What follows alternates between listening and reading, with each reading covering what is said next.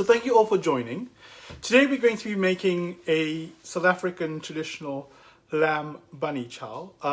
Obviously in typical Dion style, we're adding a few more ingredients to it. But if you want to keep it simple, you can. The extra ingredients I'll talk you through as we go through the dish. So because this dish is going to take 45 minutes, we're going to crack on with it. I'm going to start showing you the ingredients like we normally do. So let's start with that. Okay, so welcome to everybody else that's joined us. So starting with the ingredients, we've got the star anise, there's a single star anise in there, a piece of cinnamon, so I've got 2 small pieces. We've got our 2 bay leaves, we've got our fennel or somph, jeera or cumin as you may call it, that's there, that's a teaspoon of each of those. I've got my red chili, I'm cooking with red chili, you can also use green chili. And what I've come to realize, and thank you Sushila for pointing this out a couple of weeks ago, I actually prefer using fresh ginger and garlic. It has so much more flavor. I know I was guilty of buying the bottle ones and really enjoyed cooking with it because it was so easy. But fresh ginger and garlic has been fantastic. So today I'm using fresh ginger and garlic and I'm going to be putting that into the curry. I've got my fresh curry leaves, so roughly about 6 to 8 curry leaves, so they're smaller. I've also chopped some of the curry leaves up, so there's a few smaller pieces over there. And then there's cardamom, so there's 3 pods of cardamom going in, and that's what we're going to be putting in there. So really important is obviously the spices that are going in. So we've got, today I'm using a curry powder, so or a masala, so a tablespoon of the masala that's going in, and that's Rombo Rossi. You can also use Durban curry powder. So Melissa was on the actual live cook as well. Sells amazing spices, right? So contact her if you want to buy some spice directly from her. It's called Mystical Spices. So that's Rombo Rossi that's going in. I'm also putting some curry powder, and I'm using the Kashmiri chili powder in there. So that's basically a teaspoon of the chili powder that's going to go in later on. And then we've got a teaspoon of garam masala going in as well. Okay, so that's over there. And then a bit of coriander powder as well. That's another teaspoon.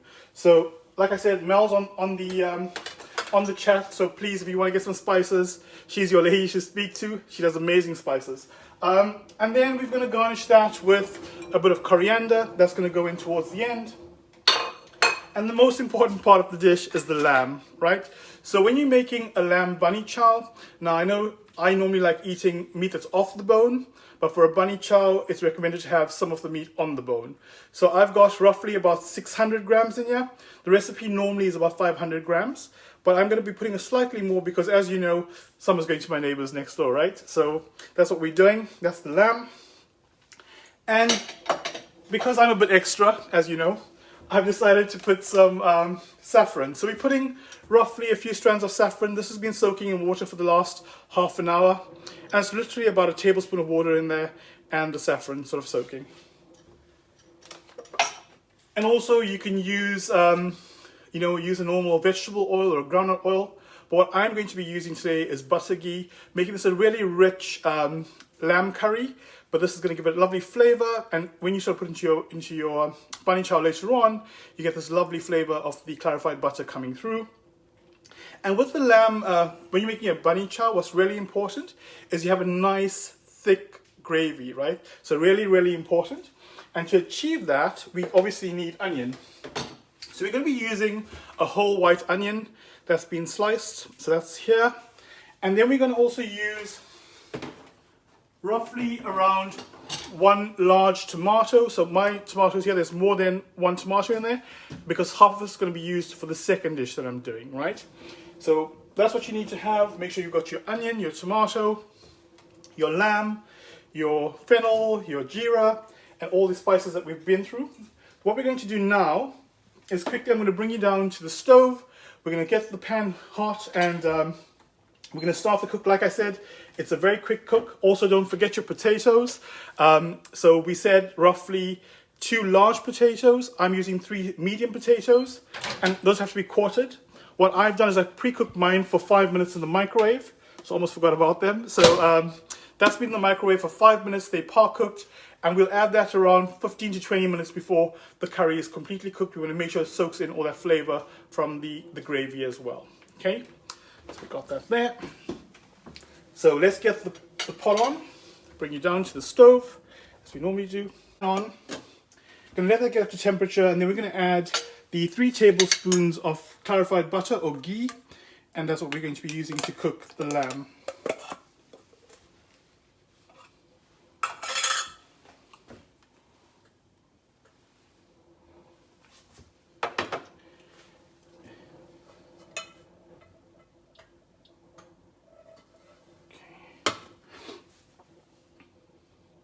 Okay, I've taken it up to 9 just so it heats up faster, and then we'll drop it back down to 6 again once that's warmed up.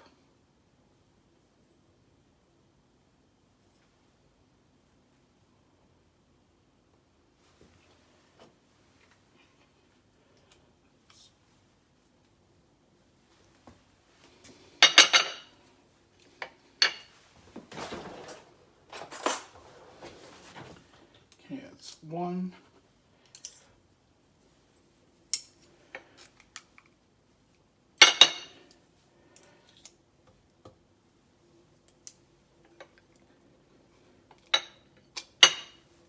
We'll call that 3. Okay, so it's clarified butter going in there. And that smells really amazing. I know I'm normally very conscious with oil and things like that, but you know, for a bunny chow, it needs to be rich. It's got to be full of flavor, and the clarified butter is really going to help that today. Okay, it's melting nicely.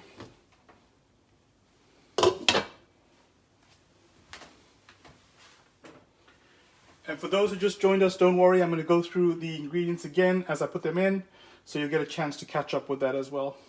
Jemmy, welcome. Thank you for joining. Nice to have you on as well.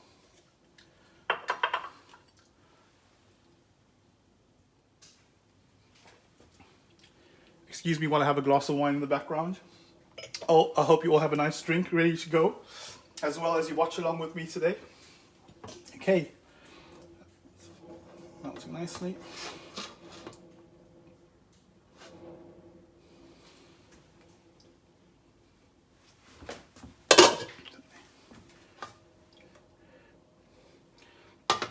I mean, that feels like a lot of oil for me, you know, because I'm very conscious about this. It just feels like a lot. So I'm just gonna let that warm up, and hopefully that sort of, when we sort of add the onions to it and stuff, we get rid of some of that clarified butter. Okay, so first thing that's going to go in is our onion. So remember, for those who just joined us, that's a whole white onion that we've added to this. Just going to chuck that in there. And we want to saute that. Okay. Should mix that through.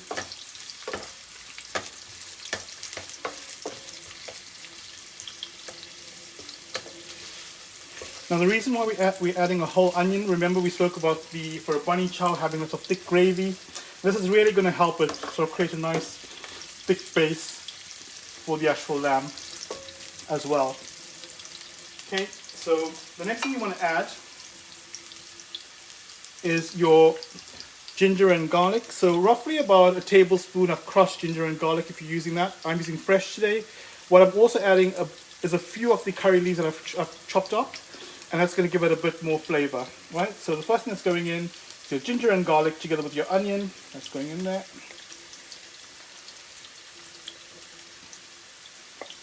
And some of the curry leaves as well. Now remember, if you can use fresh curry leaf, please do so. It gives you a lovely fragrance. I know in the UK it's a bit challenging to get fresh curry leaf, but you can order them online. Yeah, so Amazon sells them as well. You can get them delivered to your house, which is great. And if you don't, you can also buy the dry one, but I recommend the fresh curry leaf. Okay, so that's just sort of frying off. Remember, always important to cook up your ginger and garlic. And then you want to add your star anise going in, and your cinnamon stick there as well. And then your dry spices. So we're using jeera, which is cumin, and we're using fennel, which is green sauce. And basically, once you put those in and let those fry off, there's a teaspoon of each going in there.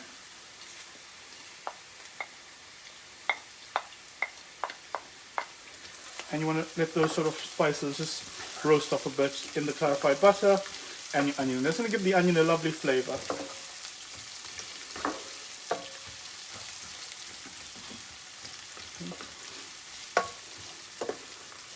That smells amazing.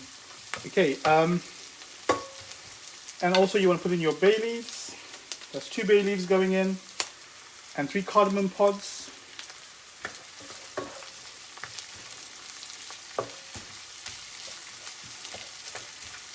And I tend to add my chili last, so the chili will go in a second. Right, so the chili, I've used 3 red chilies, 3 small red chilies. You can use 1 large chili if you have a green chili. Ladyfinger chilies are actually quite good instead of using red chilies. These chilies are quite hot. I like things a bit spicy, so I've gone a bit brave today with the 3 chilies, and that's going to go in with the rest of my ginger and garlic that was left behind. Okay, and just want to let that all fry off. Remember, the curry leaves are still here. We put a few before. Just keeping these aside for now. We'll add those a bit later on. Okay, the onions are sauteing nicely, which is great. Remember, we don't want them to caramelize, we just want them to saute in the curry and keep the texture. Okay, we dropped it down to 6, like I said.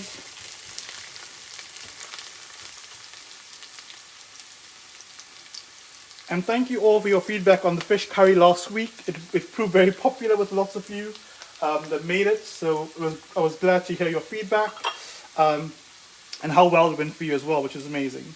Okay, so very important now, we're adding the masala. So masala is a blend of chili and other spices, and we're putting a tablespoon, so that's 3 teaspoons going in. I'm using the Rombo Rossi. The Durban curry powder as well is amazing. So that's 1, 2, and that's 3 teaspoons going in, so that's roughly a tablespoon, right? My teaspoons are a little heap, so therefore I'm saying it's roughly a tablespoon. Okay, absolutely beautiful. Amazing smells out of that.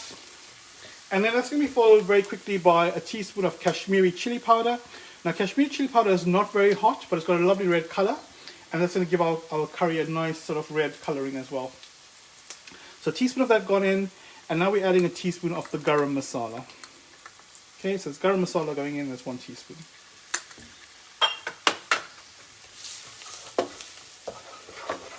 So mix those through.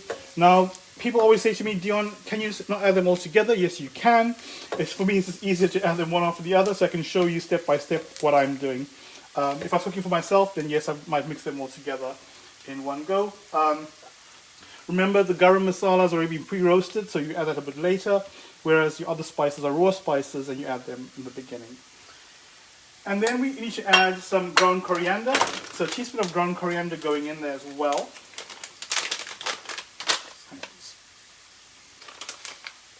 A teaspoon of ground coriander. So it's all your spices now in there. So mix that through and just let that simmer for roughly about 2 or 3 minutes. Let it infuse into the onion. And now what you have is a nice thick base for your curry. Now at this point, people do different things. Some people add the meat into that and mix it up and get a lovely sort of, to coat the meat and get the flavors through. Some people add the tomato. I know when I was talking to my sister earlier on today, she was saying, well, she adds the tomato first to build that lovely base for her curry. Now I'm a bit strange like that. I like to add my lamb. So I'm adding my lamb. Now most of you know when I cook, and I've also put this on the recipe, on the ingredients page. At this point I would normally add my lamb and yogurt. Because I'm doing it the typical South African Durban style, I'm not going to be adding any yogurt today, but you can add yogurt. It just makes the gravy a bit thicker, and it makes the lamb soft as well. So I'm using really good quality lamb today from the butcher, so not adding any yogurt.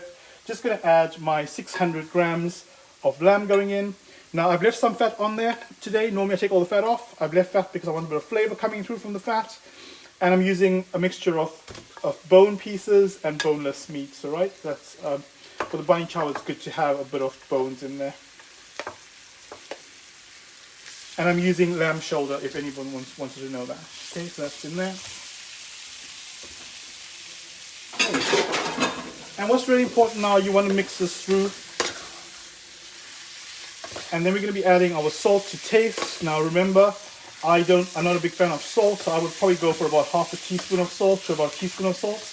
But again, you know, when you're cooking this, make sure it's to your taste. So add as much or as little salt as you would like in your dish. Okay, Yvonne, thank you for joining us and welcome. Nice to have you on as well.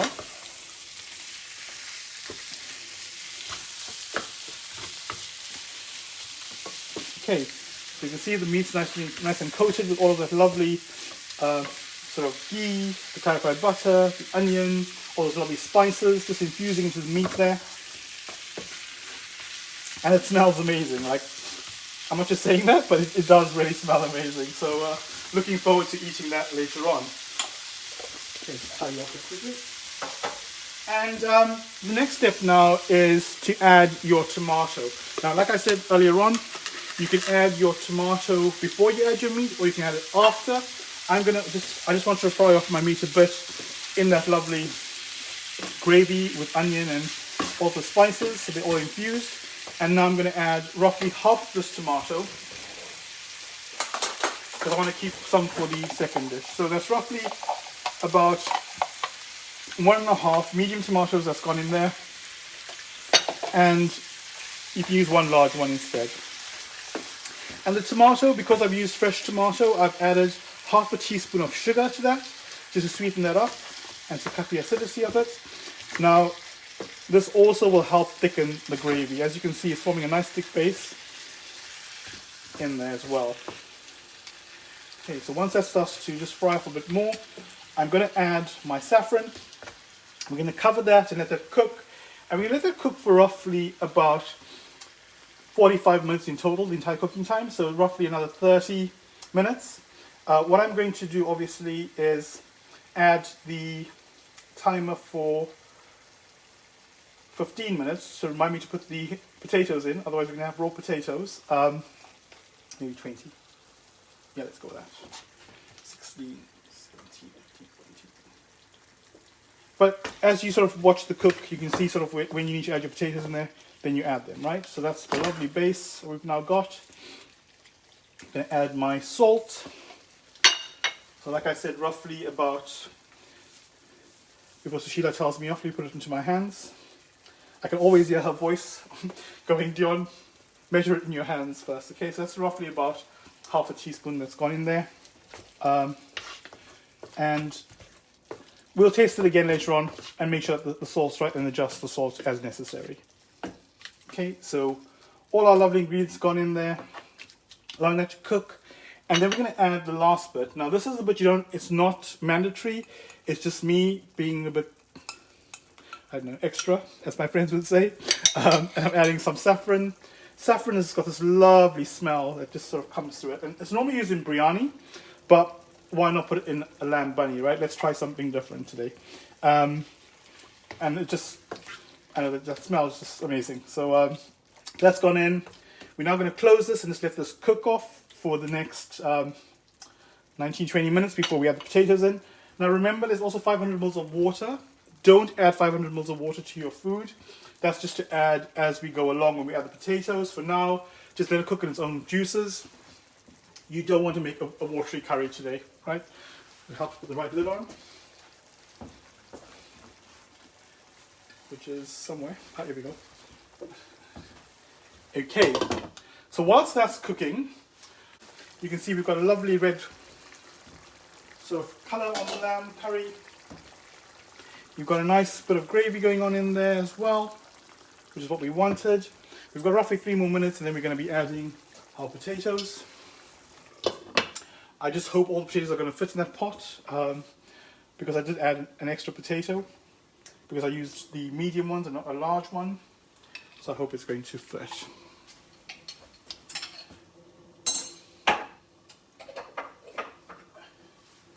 Now I just realized that I've forgotten to add my tomato to the peri-peri livers, but that's okay, we can add them now. Ideally you should be adding them before you added the cream, but that's fine. It's only a tablespoon of it going anyway. So 1.5 tablespoons of.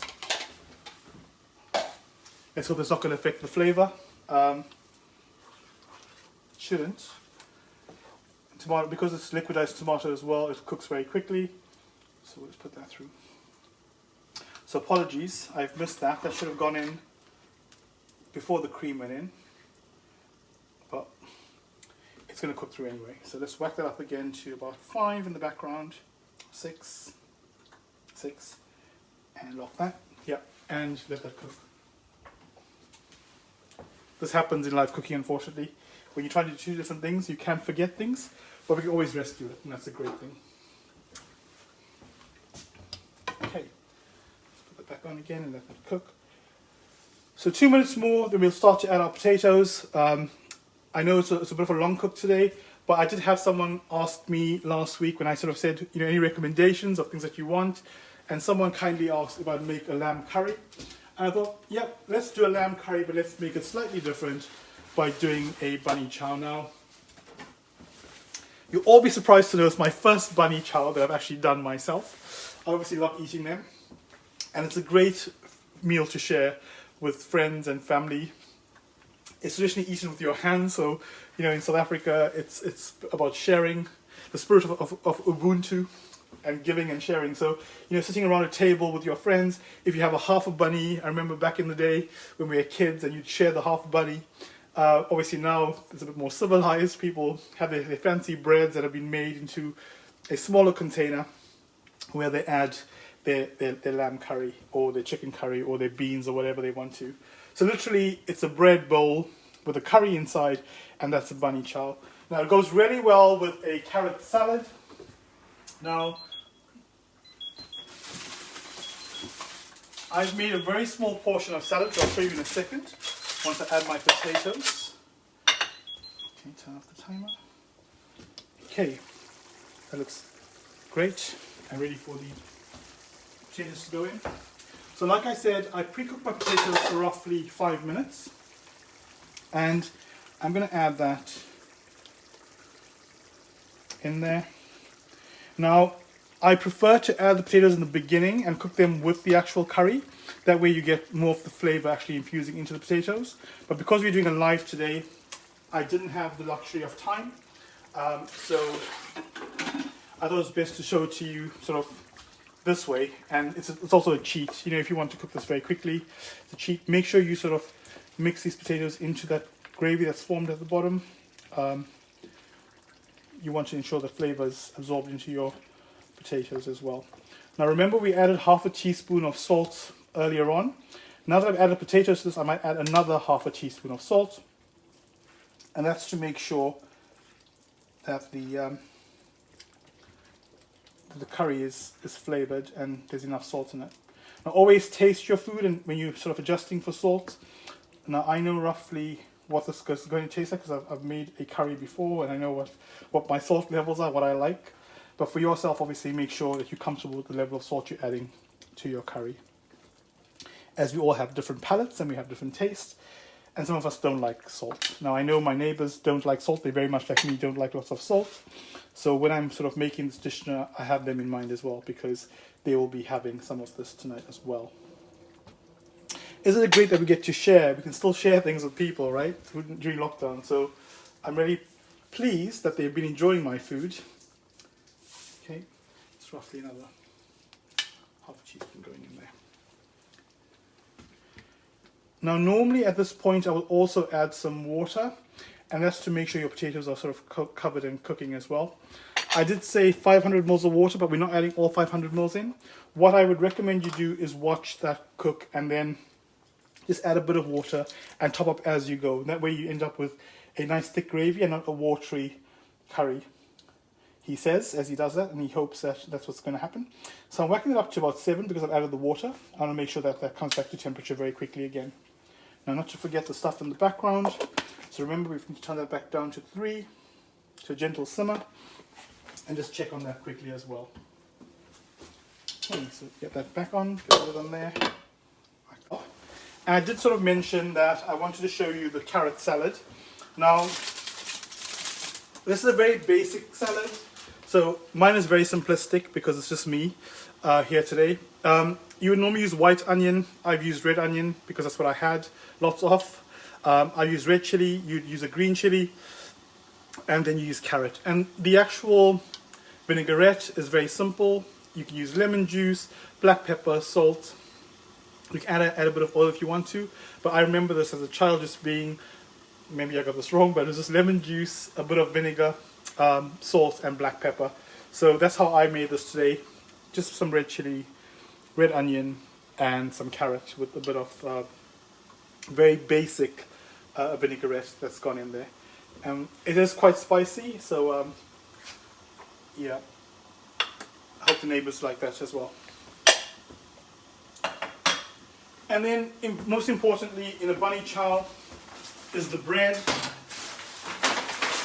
Now, in South Africa, we use a soft white loaf. I've managed to get a white tin loaf. You need unsliced bread because this is becoming your container. Now, typically, you can get a nice 4-quarter bunnies out of this. So I'm going to make a quarter bunny for the demonstration today. And what that means is we're going to have to cut this into 4 equal parts.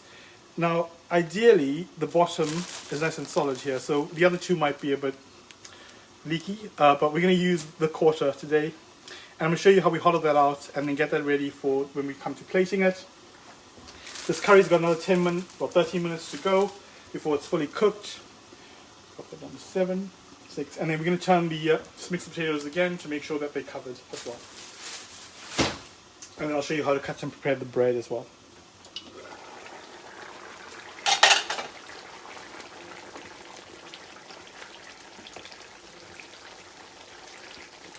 Now, if Penny's watching, I know Penny loves potatoes, so I'm going to try and keep them whole and not break them. Because I know she likes a nice whole potato as well.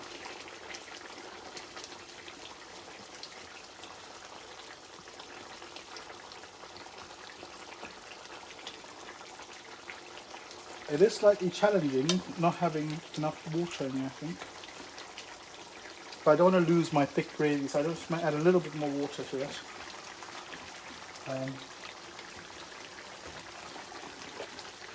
And what I recommend when cooking when you're cooking at home, is cook it slower and cook it longer, because with lamb as well. If you want a nice soft tender lamb, then low and slow is the way to go. You can use mutton. Mutton is very flavorful.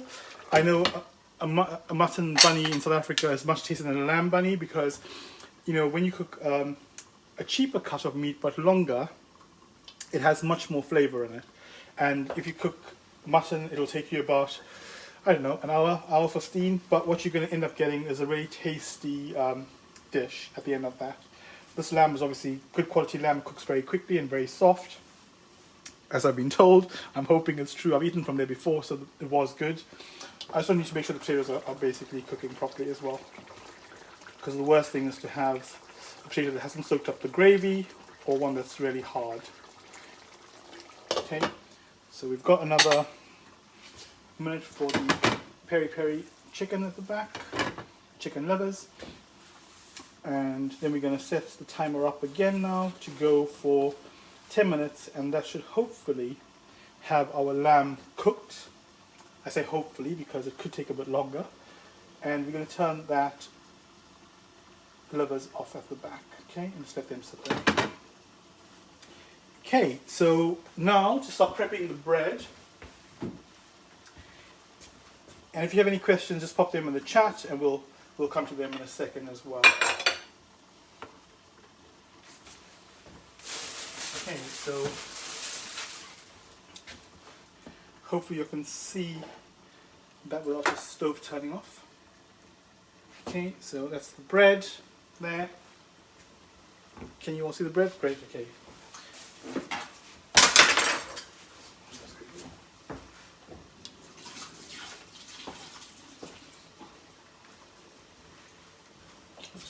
Knife. Okay, so I'm gonna make a quarter bunny because it's just me, and it is quite filling. And JC, my dearest best friend, said to me he likes the idea of a bunny, but it's just too much in terms of it's just too much bread. It's quite dense, and we had this in Durban when on our last holiday when it was my 40th. Took all my friends. Well, my friends came to South Africa with me, and we were lucky enough to have a traditional bunny chow in Durban, and they really enjoyed it. So what you do here is you sort of want to scoop off the middle bit. Just make sure when you're taking out the middle bit, you don't go too deep. You want to leave a nice base layer so that can hold the actual gravy of the bunny. So just get a proper knife will help.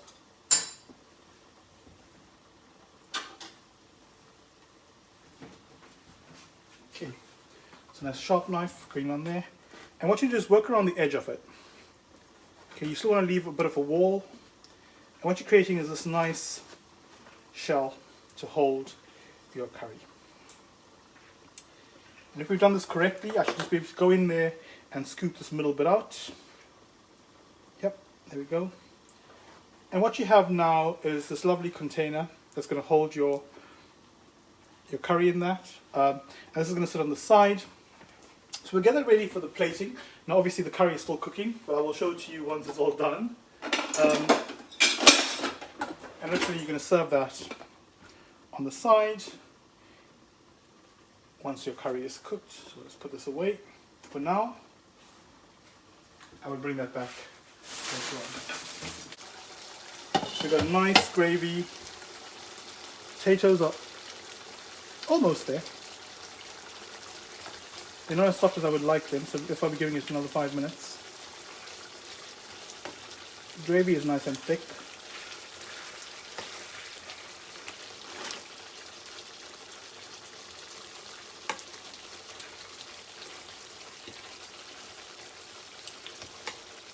Okay, let's try the meat while we wait for that.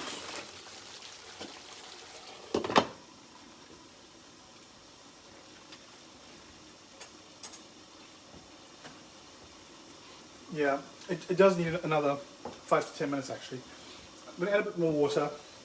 It needs a bit more salt as well, so the salt is almost there. Water in there. And apologies, I know it's taking a bit longer today, but like I said, you know, with lamb, you've got to be so careful. You don't want to overcook it, but equally, you want to make sure potatoes and stuff are cooked. And I don't want to rush this and give, you know, I could pretend that it's all cooked because it looks cooked, but it's not. It needs another 5 minutes. So we're going to give it that 4 or 5 minutes to cook. And then we have a much better dish. Okay. And then what we're going to be obviously doing with that is going to add some coriander to garnish that. We'll add some more coriander at the end when we actually start to plate up as well. So because it's got another, let's call it 5 minutes, right? Let's add another 5 minutes more. We will then add some coriander towards the end of that, and then add some of the curry leaves. So as it's coming to the end of it, I want to add my last few curry leaves to that. Now remember this curry leaf went in before as well. Just to top up the curry leaf so it has this lovely smell and fragrance coming to it.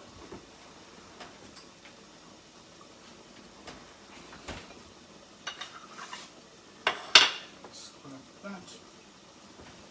And we can also add some of the coriander now as well. Okay.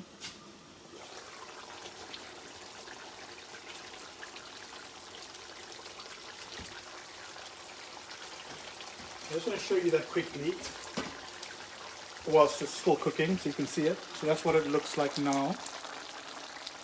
Let's let that cook some more. And then we'll go to that. Thanks, Ronald. Marion, not a fan of the royals then? Or just tired of hearing of the story?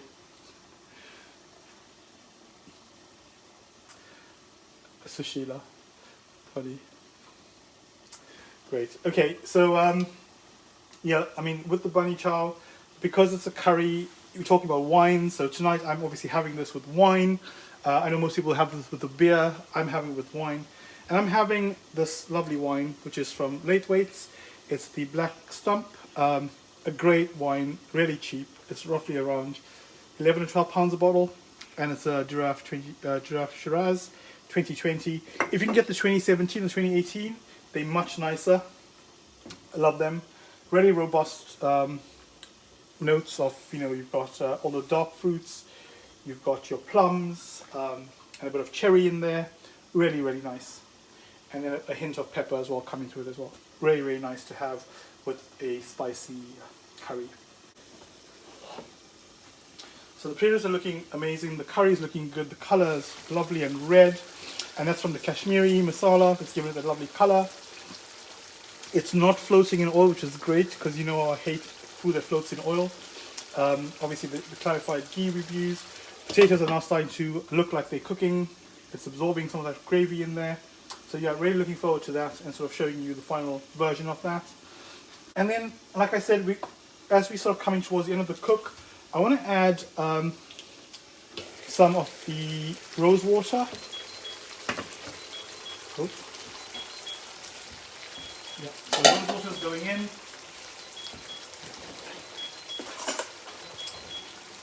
And that's about, they said a teaspoon, but you know what? Let's put 2 teaspoons in. Can't hurt anyone. And let's see if it makes a difference or not.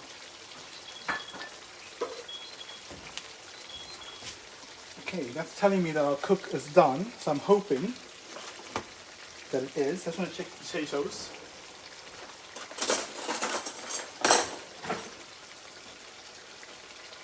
That one's not, it's partially cooked.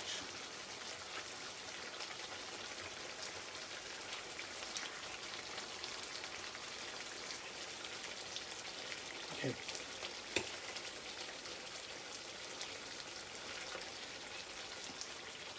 Okay, so there's probably 2 of them are not quite cooked yet. So what we're going to do is just let that go for another minute or so. And then I'm going to start getting ready to plate up the bunny so you can see what it looks like. I recommend when you're cooking this at home, please make sure you check it till it's fully cooked. These potatoes need another 2 minutes, so I'm going to allow them to do that while I grab all the stuff and get ready to plate that up as well. Okay, so please bear with me and thank you for staying on, all of you who have been watching so far today. Okay, just dishing out the salad, getting our bowl ready. And the other thing that, we South Africans like to have it with is pickle. And whilst I can't get my usual pickle from South Africa, I know that there are places that sell them. Okay. Normally it's chili pickle, or Paco chilies as most people say. But I prefer the pickle that I like using is so I like eating the Patak's hot lime pickle. Now you can eat it with whatever pickle you like, any brand that you like. But yeah, that's what I'm going to add some of that to the side of my plate. And then you can see sort of, what that looks like. It's a bit messy. There you go. Now remember, a bunny is not a beautiful thing as such. As you know, it's not going to be a Michelin star meal. Although you can make it look like a Michelin star meal. I've seen some very fancy breads being used recently. And what I'm going to do is I'm going to dish out the potatoes that are cooked. Like I said to you very clearly, these potatoes are not all cooked. There's 2 of them that are not cooked yet. But I'm going to dish out the ones that are cooked because the lamb is cooked already. And I'll just let that cook whilst, once the show is over. But just to give you a flavour of what it would look like when it's plated up, I'm going to dish that out. But actually, let me show it to you first so you can see the final version. So that's what the curry looks like. Hopefully you can all see that. It's got a lovely colour, nice and red, without being too oily. And then There's obviously a bit of clarified butter in there. And I'm hoping that we actually have some gravy, because we want to keep the gravy thick, but at the same time, and this is why we use big lamb pieces with bones, and we want to make sure that we get some of the bone meat in there, and we want to make sure that the gravy is in there as well. So let's just grab some of the gravy.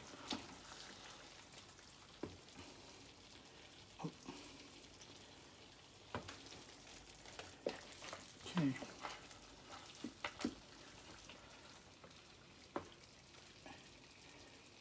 Now, when you buy this in South Africa from the local curry shops, they're normally dripping in oil.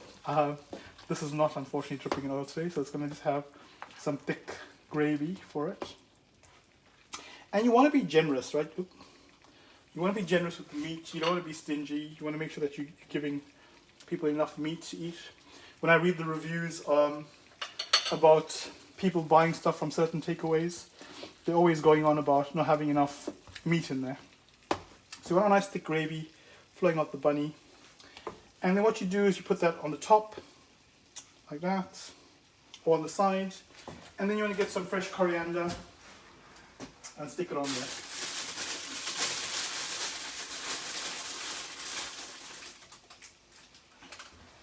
Okay, so just a bit of coriander on there, not too much.